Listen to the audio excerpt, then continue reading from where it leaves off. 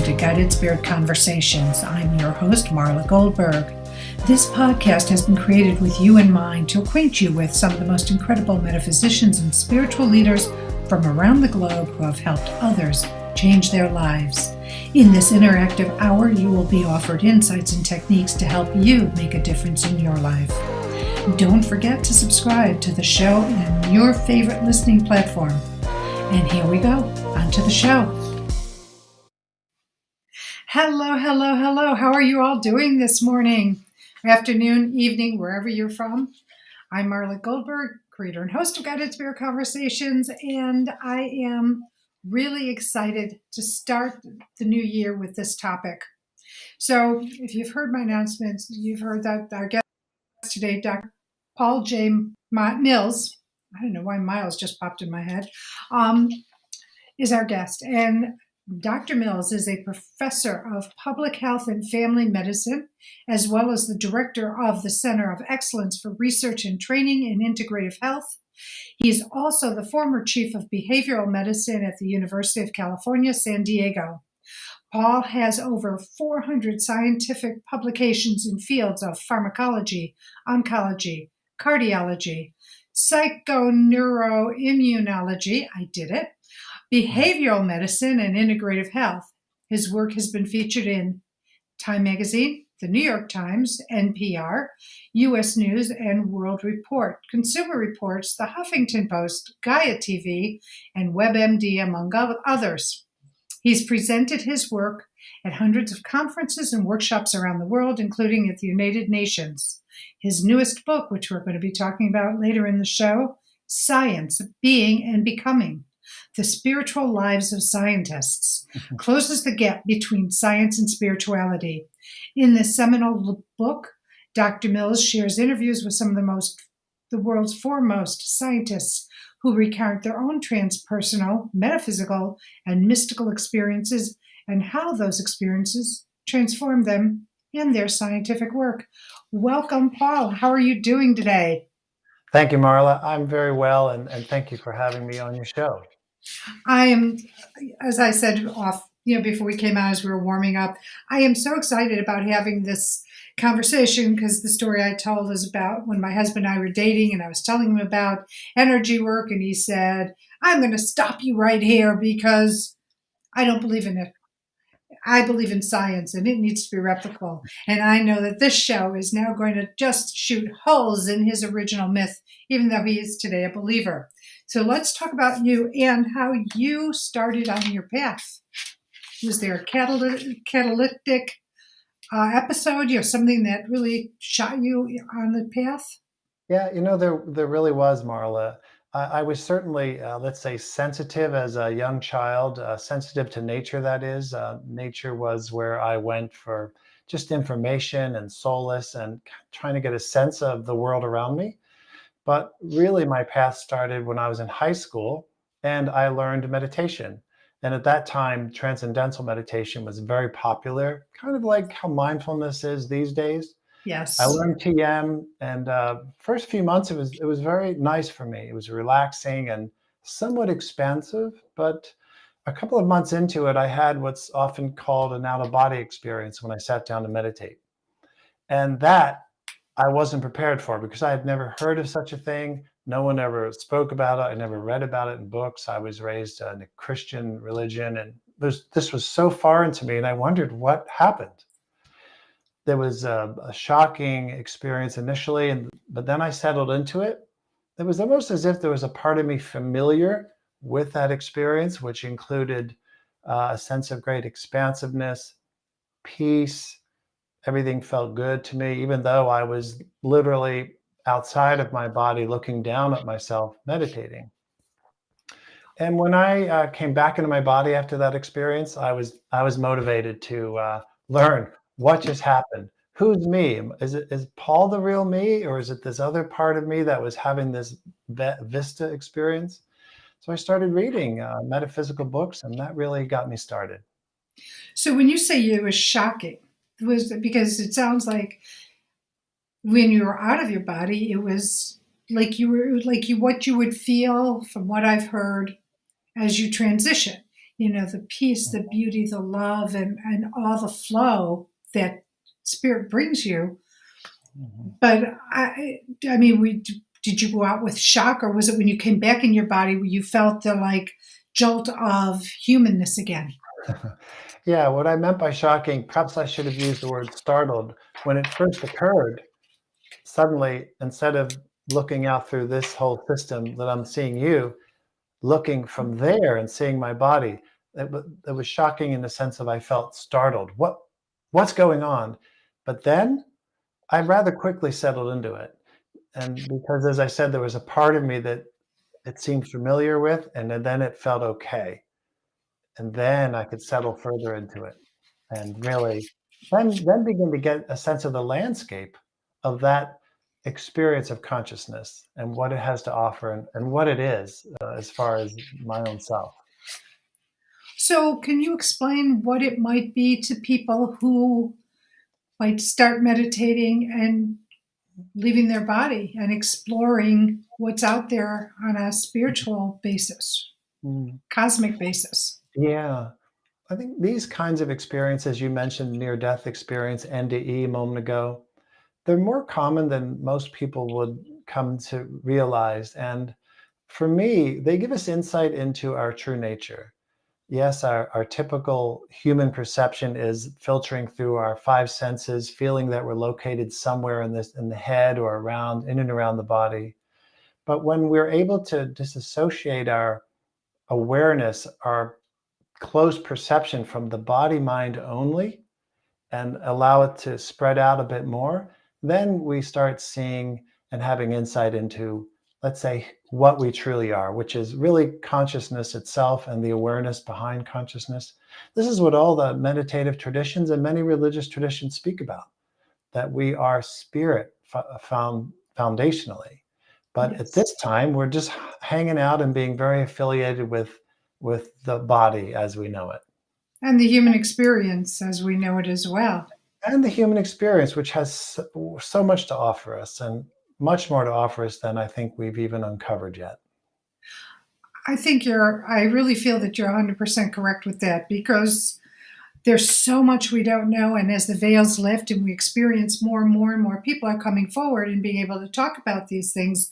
But let's go back 40 years and, it's sort of like, what is this? And it had a woo-woo thing and the woo connotation, and it really was sort of off-putting to many people. And I think based on fear, how do you feel about that statement?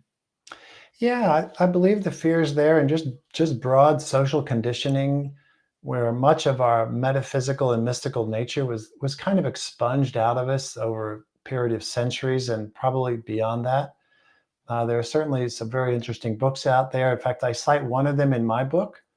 It's a book titled Esotericism in the Academy, where this professor did a deep dive on what happened to all the Western mystical nature that was part of our traditions really millennia ago.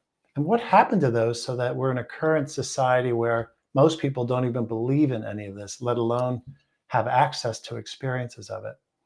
And it's a very useful book for any of the listeners who might want to get a deeper sense of what happened. And it was very purposeful. Just all that stuff, the metaphysical, transpersonal, and so forth, were just kind of rejected knowledge, is what it ended up being. And science got to the point, and many of my scientific colleagues don't believe in any of it and Oh, just think, interesting. yep. They just think, I'm sorry, I interrupted you. You saying they just They just think? think they think that all there is the physical world that we know through our five senses, and there is no spiritual and nothing beyond this. Of course, there are many scientists who do know there is, and based on experience, and those are the ones I interviewed in my book. So, tell me who was one of the first to come out and say there's more to metaphysics than there's more to metaphysics than you even know, and became the pioneer of the science metaphysical movement, as I'll just refer to it as. Yeah. Some of the great names we know in physics, including Einstein and Bohr and others, they spoke about the spiritual and the metaphysical. They readily acknowledge its existence, partly probably from their own brilliance and inner experience, but often it happens with people who delve deeply into the nature of what we call the earth and physical reality. They start probing and probing, and they inevitably come to a conclusion that, gee, this is a living universe, and there's something behind what we call matter, and that matter really seems to be a great conscious mind, is one way many of these folks speak about it. But one thing they rarely did, and I couldn't find, is them speaking about their own personal spiritual experiences. What Okay. mystical experience did you have? They didn't go there then, maybe with their friends, but they didn't write about it. And that was partly why I wanted to write this book, to get at that and to have some of them say, yes, I'm willing to speak about these things now. Do you feel, well, two things I have to say. First of all, I hear Leonardo da Vinci saying, no, I was the first. I'll give him that. Um, and second, for these scientists that refuse to acknowledge, do you feel that that might hinder their ability to be all that they can be scientifically because they put limitations on themselves? Yes, if not limitations, yeah, actually, let's call it limitations, because there are folks I approached, scientists, to interview for the book, and they said, well, Paul, the truth is, I do have these kinds of experiences, but I'm not willing to speak about it. And the reasons they would typically tell me is they were worried about their scientific career. Their Because in credibility. science, in science, as in many fields of human endeavor, reputation is anything. And if I, as a scientist, start getting reputation that, well, Mills, he's kind of off in this weird area, I don't know about him anymore as a scientist, that can hurt your academic progression. It can hurt your ability to get grant money, and on and on and on. So quite a few folks said, sorry, great topic, but no. But many were willing. I interviewed over 30 scientists in the book, and most of them had been around a while, meaning they had tenure at their academic institutions, so they felt pretty secure. Others were at institutions that were more open-minded by nature, such as the Institute of Neurosciences up in Petaluma, California, founded on these ideas of noetic science, noetic mind, and so forth. So I had a broad range of stories. Oh, that sounds exciting. We're going to get to that in a little bit, but I want to go back to your education, because you started in high school with, researching metaphysics and spirituality, but yet you turned to science, which I think back then didn't really have the blended ability or receptivity that it is today. So what about you? Were you more focused on spirituality or science, or how did you lead to science going from Mm. spirituality? Yeah, I like many folks in the book I interviewed, I was interested in learning science so I could understand some of the spiritual consciousness experiences I was having.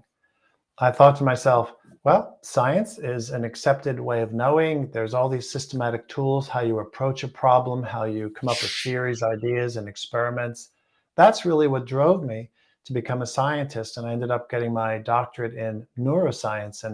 And as I mentioned, some of the people in the book, it's the same thing. They had metaphysical experiences as children and on, and they became scientists for the same reason. Yeah. God, that's fascinating. I was reading an article today about NDEs and what happens with your neuro transmitters, I guess it is, your brain as you're transitioning. And they had they would be putting on the caps with the technology, the Yeah, the ones. electrodes and so forth, EG. Yep. Exactly. And one gentleman who was 87 years old, actually had put it on, and within 10 minutes, he ended up having a heart attack and dying. And they were able to, receive all this information based on what was going on with his brain activity as he was transitioning and right after, which I thought was great timing for it to come across my feed so I could bring this up. But it was truly a fascinating read about what they're trying to accomplish with EEGs or EKGs, and finding out the brain waves and what happens to the brain as you are transitioning from life to the other side. Mm. So Yeah, have you ever yeah, done any of those fascinating. kind of experiments? Not with transitioning per se, but I mentioned the Institute of Noetic Sciences a bit ago, and I did do some Yes. research with them on mediums. And we did EEG work while mediums were in the midst of communicating with someone who was deceased. And we had a very rigorous scientific methodology and good control periods and so forth, and ended up finding that there were certain parts of the brain that were more activated when the medium was in communication with somebody who's deceased versus if they were just communicating regularly, such as you and I are speaking now. It Oh, was a very good study. did you write one of your papers on that? I'm so Yeah, curious. there's a publication out in the scientific literature on that particular study. I think it would be fascinating to find that out. So, in the 400 publications that you've written, do many of them have metaphysical turns to them or points in them? No, not really. I did in my scientific studies, particularly later in my career, do more research on meditation. I did write about consciousness itself and the transcendent as part of something that was needed in science and integrative medicine, but I never got into the mystical aspects until I wrote my book. All that was just kept very privately within myself. What made you write this book? What was the impetus? Hmm. A couple of things. One was I began to realize the long term effects that it had on me of keeping my spiritual nature, let's say, separate from my scientific work. I would go to scientific conferences and, like everyone else, just give talks on my data. But there was this whole other part of me, always alive, always exploring, and that I couldn't speak about. And then at a couple of conferences, I met some people who we actually stumbled upon this topic, and we mutually realized we have a whole another part of ourselves that we exclude from our personal life, and we discussed the adverse effects of that. And I had several adverse effects, including just kind of feeling depressed about it. And I wanted to be more integrated. And also, I would have more students knocking at my door over the years who had begun practicing yoga, practicing meditation, who started having experiences that were expansive, that were different than the normal mind body experiences. And they just would seek me out and want to talk about it, try to understand it, and also wonder, can this fit into academia? Can this fit into a scientific career or not? Or should I just keep my mouth closed and just do my regular science? And so that is really the main things that led me to write it, which was just to try to open the door more, get this bridge, this divide eliminated between And science and spirituality. do you feel that today there's more room to blend spirituality slash metaphysics with science? Absolutely. It's been happening more and more. There are scientific societies now that address these things. There's more of them, and they're getting more membership each year by scientists who want to um, understand it and do research in the area. And I think one of the things that's helped a lot is how neuroscience has advanced. And you mentioned this EEG study with this elderly person who had an NDE and or passed away. And there are more tools in science to study what's going on in the brain and the physiology during unusual states, including advanced meditative states. And that's been a doorway that it's made it more acceptable to study these phenomena because there's tools now. Nice. I mean, I like that because for me, I feel that really everything is consciousness. A rock has consciousness. You know, a door has consciousness. I know people might go, she's out of her mind, but I don't think so. Because through my extensive education, which isn't as extensive as yours, but mine has been solely focused on metaphysics for the last 20 years, that, you know, I have learned to believe those things in my heart intuitively, not because a rock spoke to me or said, you know, like, I think of the Wizard of Oz, which, by the way, is one of the most incredibly spiritual movies, most incredible spiritual movies, if you want to start breaking it down. So then you go into like the tree talking like, hey, what are you doing pulling that apple off? I don't pull on your stuff. But how do we know that energetically they're not telepathically having those kind of statements running at us? And Yep. I say at us because if you're not hearing it, it's definitely not being received. So it feels like it's at you. Yes. So let's talk about science and spirituality connection. How are they connected? How do you feel they're connected? I would say foundationally, science and spirituality, even that we speak about them as separate, is indicative of this false divide, of this limitation where we've been socialized out of the spiritual and into the material. Many people call this materialism, and it's another ism which historically across philosophy, culture, religions isn't a good thing, where we begin to close off the nature of the mind and its natural ability for inquiry, to maintain an open mind and looking at everything with awe and a desire to learn and understand what is not known.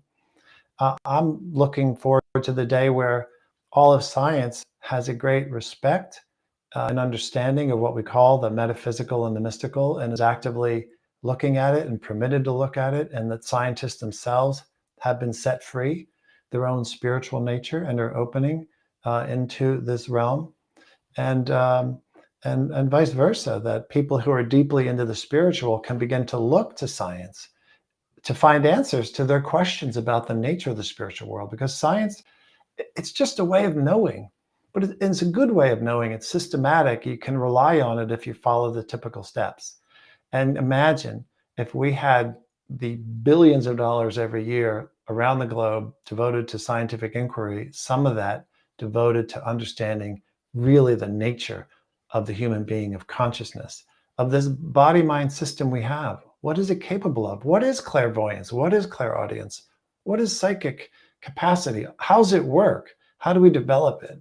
What does it tell us about our own nature? All that. All this is the frontier. It really is. And when you're asking these questions, I don't know why. What is it? The secret that comes because they would ask questions like this to get you to think about these subjects, the subject matter, like how does it work? Expand yourself into just the curiosity of what's out there. And if you stay curious, you'll start to get your answers. I'm a believer of that. An open mind. Yes, one of my favorite. I was going to say one of my favorite quotes is, "Your mind is like a parachute. It doesn't work if it's not open." Bingo. So, one of my favorites. So, how can philosophy informs the science and religious dialogue? How do they work together, science and religion? I like that as a question, and my mind went right back to what we just spoke about. I think it's fair to say, although I'm not a philosopher, I've read philosophy books. Philosophy is very open-minded. Historically, from what I've seen of it, people who enter philosophy, they do it because they love knowledge, wisdom. They're willing to open their minds and study and think about everything. They go deep into the ancient text to understand, how was the world viewed then? How have we progressed since then? How does that advance our capacity for knowing and understanding and behaving in the world now? So back to the open-minded idea, I think philosophy by nature is open-minded. Let science be open-minded. Let spirituality and certain religion become more open-minded. Let's start shedding all this dogma that keeps the mind locked into a particular belief, often from centuries or millennia ago.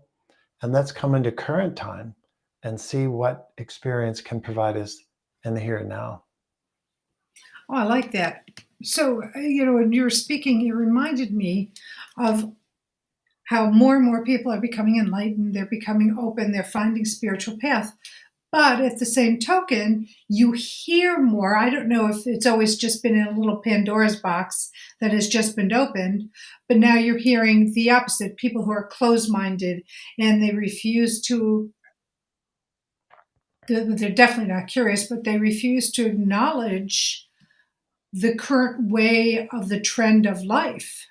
And I don't want to get into politics or anything like that, but there's just such a shift that way as well. It's almost like the people who have been told you can't talk about those things in public, the box has been open and now they're doing it, which is offsetting the people who are more open and going down a spiritual path and trying to raise consciousness and bring open-heartedness to life, to their life and other people's lives.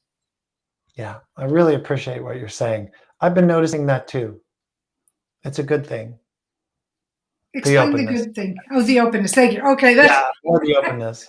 The other side, yeah, well, for the other side, for those where as they start thinking more about these things and then step back from it, or you've probably read books where people who have had an NDE, a near-death experience, where suddenly their view and understanding of the world has been radically changed because they were for some time perceiving not through just the mind and body, but through consciousness itself, seeing into the metaphysical and the mystical.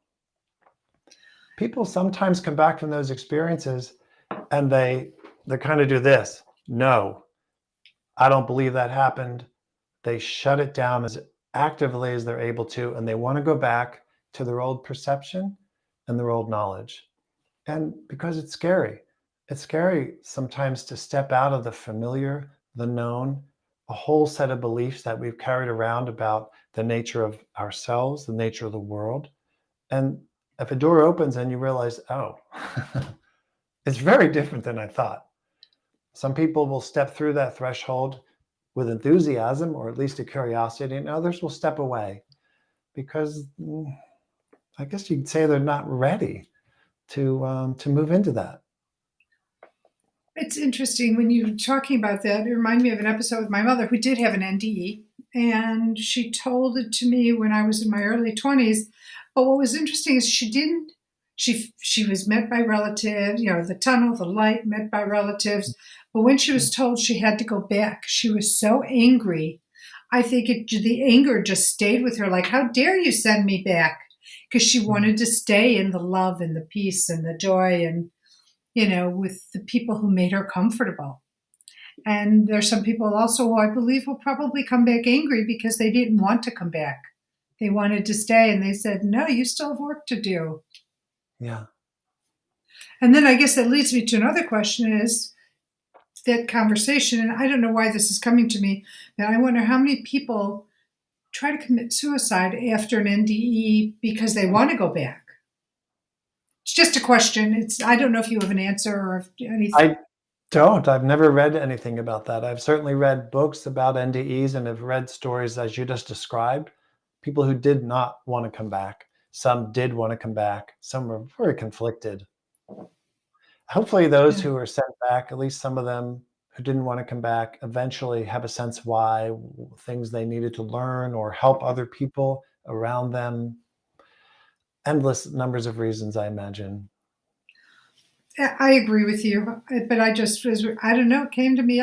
That's why it's called Guided Spirit Conversations. I get information, I ask the question. So here we go. Let's talk more about your book, Science, Being and Becoming, The Spiritual Lives of Scientists. So who are some of the scientists that really surprised you the most while interviewing them? Like who gave you information, it's like, oh, I didn't know that about you, and who really changed your perception. Pretty much everyone I interviewed, I learned things about them I did not know that really endeared me more to them.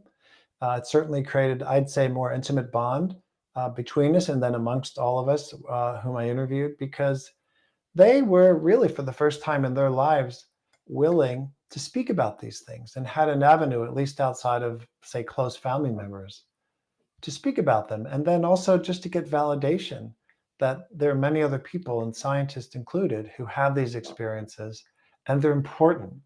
And by keeping them closed off, we can suffer from that. By opening the door to them and sharing them, we're helping ourselves and we're helping others. And there are many great stories. And one of them I'll share now because it's relevant to what you said about your husband some Okay. years ago, where he said, I don't believe in it, I believe in science. One of my interviewees, his name is Dr. Thomas Brophy. He's at the California Institute of Human Science in Encinitas, California. He's the president there. And when he was young, he was very psychic. And he shared several stories around this. One of them had to do when he was playing cards with his father as a young boy. And he just knew what cards his father had. And he said, "Dad, your cards are bump, bump, bump, bump, bump." And it totally startled his father. He told me that his father was sitting in the kitchen, so there was a window behind him. And when Thomas read the cards just through a psychic means, his father turned around immediately to look at the window to see if his cards were being reflected.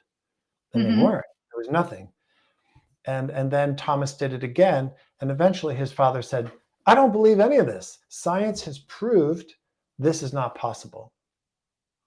So even though he had direct experience that it was happening right there with his son, his belief in science made him reject his own personal experience at the moment. And that is very common. And Interesting. of course, Go ahead, I'm sorry. saying it's common and very unfortunate. For so long, Western materialistic sciences has said all this doesn't exist, not on the basis of experimental fact, but just rejection without even being willing to look at it. Well, I was almost feeling that because the father was the authority figure in this person's life, that you respect your parents and what they say, and what they say sort of over, what's the word? It goes over what anything else, even what you experience. It just takes it and they buries it because my parents are saying, no, this isn't true.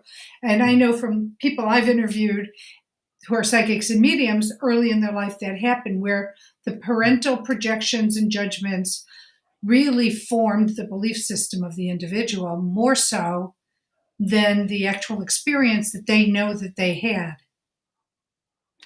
Yep. I understand that. I've seen that too. It's very unfortunate. But for Thomas, it galvanized him. He said, "Well, I'm going to become a scientist." And he became a physicist to explore it with physics. "Well, Dad, if you're right, I'll let you know if it's true. And I'm going to look at physics." And eventually he got deep into physics, and he just expanded his spiritual life and his spiritual nature more and more and more over time. And was he able to go back to his father? Was his father still around when he finally came to that apex of knowledge and information where he could then say, Dad, I think you're a little bit wrong when I was 12 or 14 or 15 or whatever it was? I think he did. If I'm remembering correctly, that part of the book, those stories, I think he did. Yes. Nice. I mean, because not that you want to say, nah, I told you so, but to a certain point, you do want to say, you know what? I just want to tell you that your belief was incorrect. And I have scientific proof, and I have done tests or experiments, and they have replicated. Mm-hmm. Because isn't that the thing about science? That's at least what my husband threw out, that if it's not replicable, it doesn't count, but it is replicable. Yeah. Now, yeah, that is a premise of science, validity and reliability. My watch decided to answer for you. I apologize. Oh, what did it say? I was so busy listening to you. I heard this female voice saying, I was like, I didn't even knock my end. Anyway, so where do you think spirituality and science goes in the future? Yeah, just barriers going away. That's what I think. We spoke a little bit earlier about meditation. Probably Yes. 30 some years ago, science had no interest in studying meditation. It was pretty much rejected. People who were interested in studying meditation were marginalized. And now it's a very centralized part of scientific endeavor. If we went to what's called pubmed.gov right now, which is the Library of Medicine's biomedical database of scientific research, there's over 30 million scientific studies in this database. Currently, there are about 8,000 publications on meditation, and it's growing exponentially every year. And part of that has to do with what I was mentioning earlier. The tools of neuroscience and physiology have grown. There's just so much to study and understand. And other areas of meditation, besides meditation, energy healing studies. There's more and more of them. And why I'm saying this is because what was once considered woo-woo and marginalized is becoming more mainstream in a lot of areas of science, because science and the validity studies and the reliability studies have shown these things work. They're important. They're important for certainly people's mental, spiritual health and well-being, but also physical health and well-being. And I think as that continues, this movement forward, then this divide that's always been there will go away. And particularly as neuroscience and other disciplines get more into the transpersonal, meaning the consciousness side of our identity and what's beyond, then it'll just keep on going. That's my And hope. well, I agree with you. I hope so too, because I believe that meditation and going inside really expands you so much more than if you refuse to, you know, not do the work of going inside and finding out who you really are as that light being, Hmm. opposed to being that human that you've chosen to come into for your experiences. Yeah. I think it's so amazing.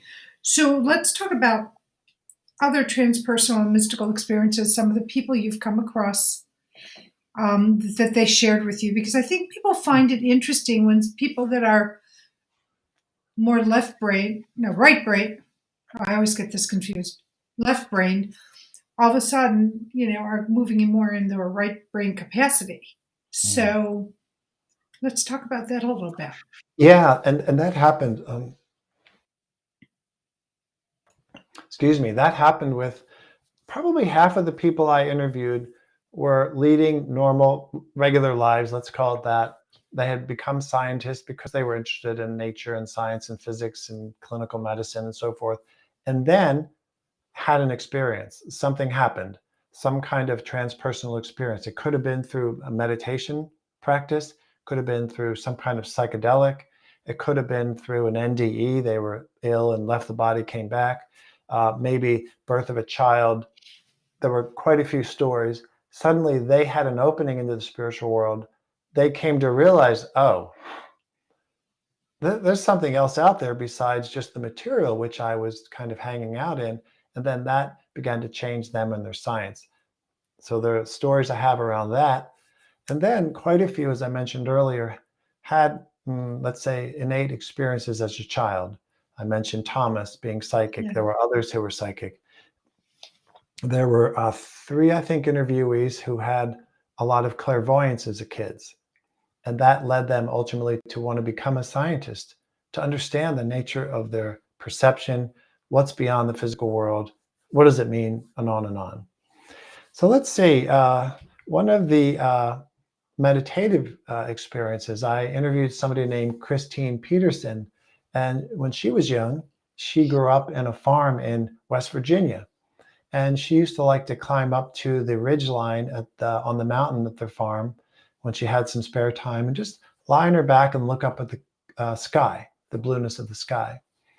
And she found that she would go into these expansive, basically a transpersonal, non-dual state of awareness where everything was one. She knew herself to be that awareness, and it would transform her, and she would come back to her work, and just everything was being perceived through the oneness and a sense of love and connectivity. This is just something she would do on her own without even knowing about it. And it wasn't until years later when she was an adult and she happened to see a sign advertising a Tibetan meditation teacher. I think this was in graduate school, and she attended a lecture, and then she began to learn about Tibetan, let's say, philosophy and meditative experience. And she learned that in Tibet, that particular technique exists, and it's called sky gazing. And it's a way that they use to step out of the limitation of our thinking and our mind-body system and open up to consciousness.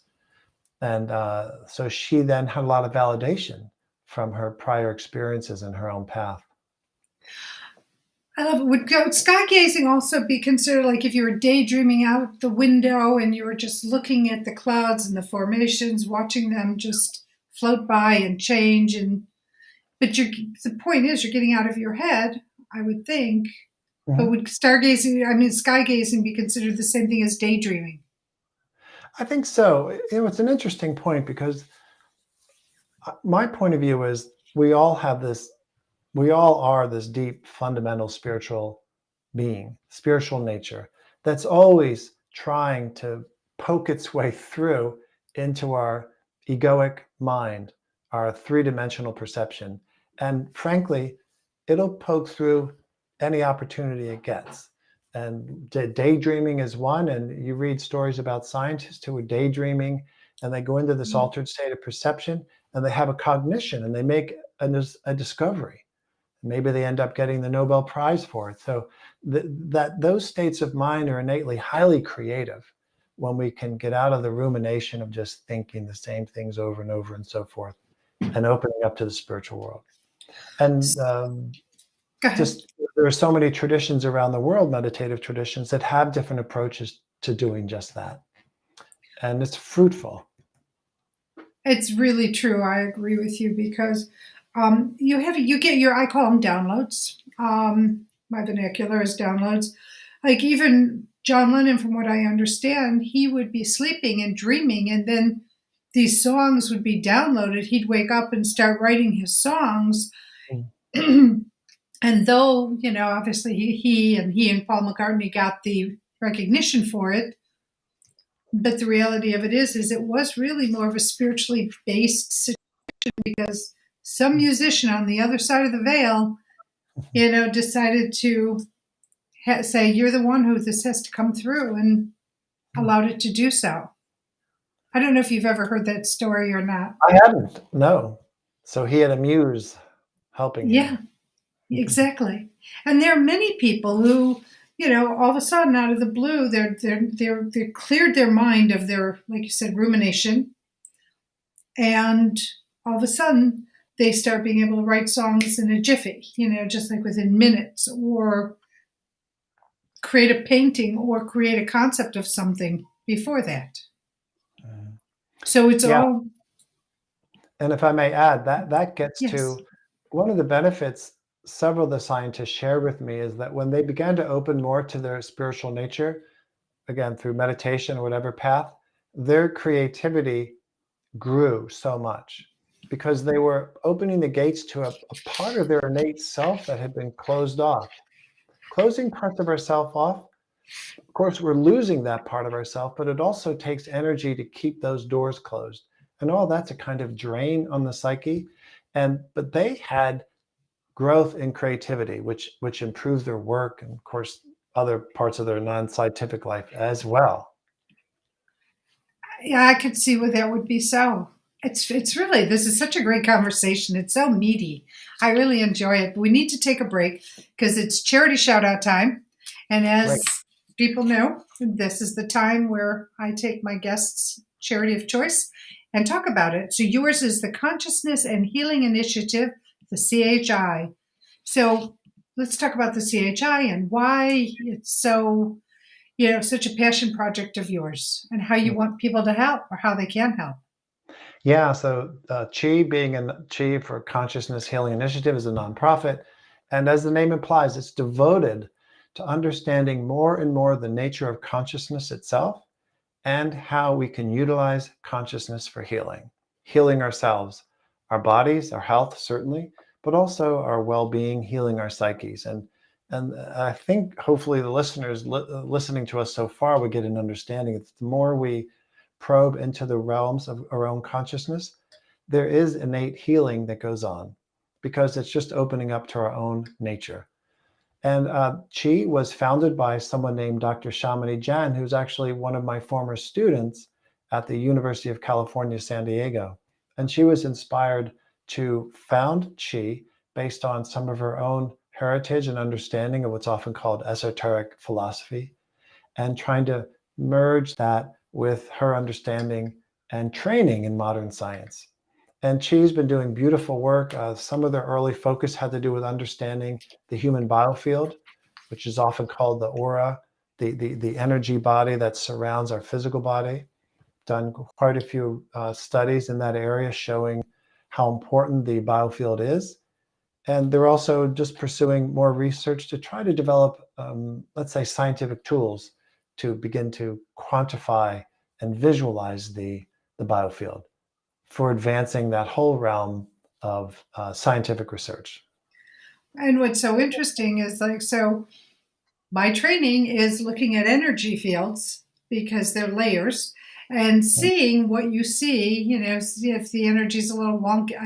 I'm using very technical terms like wonky, but you can see if someone's energy is wonky or if it's dark or if there's anger, and there's ways when you step away from yourself, step away from your mind and allow your mind to just see without a premeditation of what you should see, shooting all over yourself, that you're able to then, see energy fields in around it and what might be going on with somebody.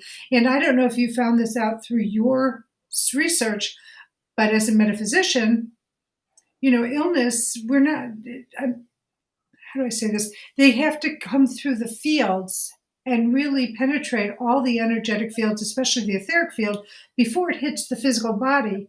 So there's something that has been going on could have been life after life, and this particular life had finally got through all the fields, or this particular life, and then you end up with dis-ease or disease.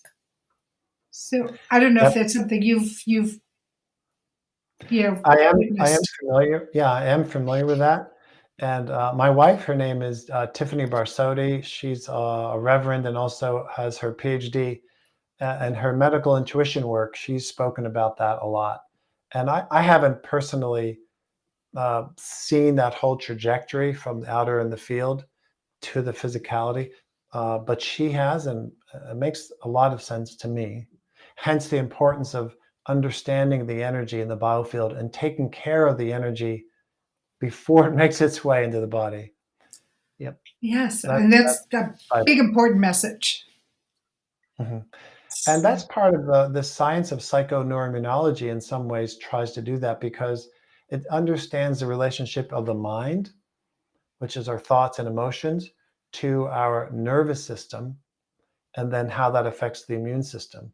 And it's one of the areas of, let's say, Western scientific inquiry that can get at this interesting idea of going from energy only to physical disease. And there are hundreds and hundreds, probably thousands of studies in the psychoneuroimmunology field that demonstrate this linkage of how the mind and what's going on up here Mm-hmm. ends up to the physical. Yeah, that's that quote that says, "Thought where your thoughts go, energy flows." So keep your thoughts good and high vibes so that it stays high vibrational. Because if you're thinking negative things, well, you can't bring good things to you or high vibrational things to you if you're down in the muck. I hate to put it that bluntly, but it is that blunt. Yeah. People often call that, as you know, energy hygiene. We have Yes, a responsibility to take care of ourselves, and that is, I'd say, a primary way to do it. I agree. I totally agree with you on that. Um, so we've only got a little bit of time left. So what have I not yet touched upon that you want to bring out to the listeners? Hmm. Yeah, okay. Let me ponder that for a moment because it's a great question. We've covered a lot of territory, which I really appreciate. Thanks for the great questions and the conversation so far. I think I would end by saying, and we've covered this a little bit, but for our listeners to understand that they are more than their mind body experience that we're all socialized to having, particularly in the West. That's just the nature of our culture as it stands now. It wasn't always that way. Centuries back, things around the metaphysical and mystical were taken as normal. And so we'd have to ask ourselves, were all those people back then crazy? Were they just living in a fantasy world of pre-modern scientific thought? Or was there something really there? Is there something really there? That science, unfortunately, as we know it today, has acclimatized us to just forget about and ignore. And I would say, no, yes, it's there. and begin to pursue that path if you haven't already, and begin to uncover really the mystery of yourself and all the gifts that lie therein. It's so true. And what about homeopathy? How that fits in with, because it's in more of a natural kind of science, but it works with nature and natural ingredients more so than the big pharma Hmm. pills or medications. Hmm. Because back then people just lived knowing that they need to brew a tea with these herbs that you grew in your backyard, or you take this mushroom or this thing to help whatever was ailing you, whatever, peppermint for your stomach, for example. How did they learn peppermint for your stomach? But today it's an entirely different thing because it's been quote unquote modernized. Yep. Well, there are a lot of studies out there on the value of herbs, and less so on what are called flower essences. I imagine you're familiar with those, where you take Yes. the flower of a plant and you put it out in the sun. There's certain conditions and where you can draw out some of the energetic essence of the plant into the vial, and that is medicinal. That's a beautiful area. I have some familiarity with that. Yeah, so much wisdom, and that's another example where historically there was so much wisdom with the natural world, plants, minerals, that we just kind of we forgot or were actively expunged. Unfortunately, it's coming back. It is fortunate. I mean, I personally believe that there's a place for Western medicine, but I definitely think that there's a balance between the Western and Eastern, which is what I would call the more natural um, practices in helping to heal someone. You know, it's okay to do it Western wise, but add some of the others. Like, for example, for cancer, they say going on a plant based diet is very, very supportive of anything you're doing, as in chemo, radiation, whatever. But going plant based pulls a lot of the things out of your system that Mm. might be feeding the cells. Mhm. You did papers on oncology, so does Yeah, that? yeah, and I'm familiar with some of that. That's a growing area of the literature. There's a part of the National Institutes of Health in the United States called the National Center for Complementary Integrative Health, which does devote grant money to understanding the plant medicine and how it can help in a variety of circumstances. And people have been doing research in that area of oncology. And what can we do to supplement and support the body as it's going through chemotherapy or radiotherapy to help mitigate the adverse effects of chemotherapy, which are typically highly, highly significant. And if we can mitigate those, support the body mind, yes, all the better. And it makes such a huge difference. That's why I have to say I have such admiration for the American Cancer Centers of America, Mm. because they do integrate, the chemical support to try and get rid of or heal, or I'm not sure what the proper terminology is, along with very holistic metaphysical or spiritual based practices as well, merging the two, which I thought was just brilliant. When a friend of mine's mother went through it, and it was like, oh, I didn't know there was a place who did both. And that's Mhm. becoming more and more commonplace. Did you Good, find? as it should be. Yeah, as it should be. Why should we reject knowledge that's highly valuable? It doesn't Well, make because it doesn't make certain people money. I mean, I hate to put it that way. That's just my sense. personal philosophy, because we are a very money based being. The human system is very money based, monetary based. And if it doesn't make you money, they want to get rid of what's not making the money, or it's Mm. taking money out of their pockets. I'll change that vernacular, the way I'm Mm. stating that. So I don't know Mm. if you agree, disagree with that, but I've seen that. Sure. yeah. Okay, Dr. Paul J. Mills, this has been such an enlightening and really phenomenal conversation. Thank you so much for coming on today and sharing some of your wisdom and knowledge, uh, both on the spiritual level as well as the scientific level, and your experiences, and also for sharing your book. I'm going to read it, the title of it, which is Science, Being and Becoming, the The Spiritual Lives of Scientists. So when we can find that, where? Yes, well, it's on certainly Amazon, but it's also on my publisher's website. It's Sacred Stories Publishing. Their imprint is Light on Light Press. And also, I think you're going to provide a web link. And if people just want to get a free excerpt of the book, they could go to that link, click on it, and they'll be able to download a PDF. I think it's maybe 25 of the book's pages. You get a sense of the book and the story. Well, it gives you a little taste, right? And it leaves you wanting more. Yeah, if you want more, then you could purchase the book. Nice. Well, I'm sure it's fascinating. So we did get a comment from Marvita saying, thank you, Marla and Paul, sending light and love. We appreciate you. And All right. we appreciate you, Marvita. Thank you. So thank you. This has been so great. I can't tell you how much I appreciate you being here with us and sharing. So thank you so much, Paul. I want to thank Bridget, my right arm, my left, my tech wizard, my I don't know what I'd do without you. So thank you each and every day for all you do. I want to thank you, the listening audience, for taking time out of your day, out of your life, for being a part of the show. This show is created for you to bring you the amazing content like today's podcast with Dr. Paul J. Mills.